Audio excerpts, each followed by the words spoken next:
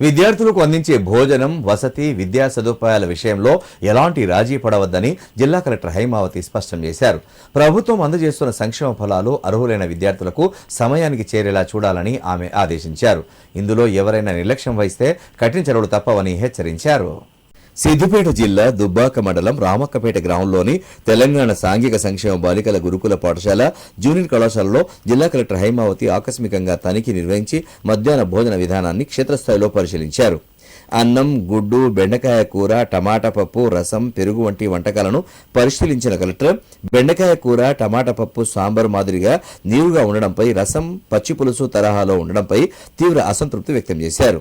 ప్రభుత్వం అన్ని సరుకులు, కూరగాయలు సమృద్ధిగా అందిస్తున్నప్పటికీ మెనూ ప్రకారం నాణ్యమైన భోజనం విద్యార్థులకు అందించకపోవడంపై కేర్ టేకర్, ఉపాధ్యాయులపై ఆగ్రహం వ్యక్తం చేశారు.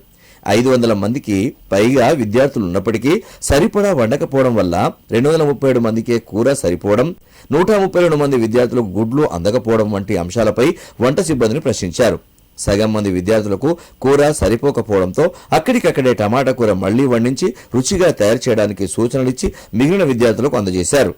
అనంతరం స్టాక్ రిజిస్టర్ను పరిశీలించిన కలెక్టర్ నమోదైన సరుకులకు తయారైన వంటకాలకు సరిపోలిక లేదని అసహనం వ్యక్తం చేశారు.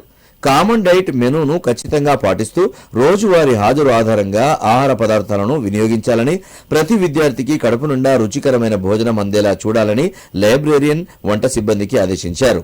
ఇంత అధ్వానంగా భోజనం అందించినందుకు బాధ్యులపై కఠిన చర్యలు తీసుకోవాలని జోనల్ అధికారికి కలెక్టర్ ఫోన్ ద్వారా ఆదేశించారు.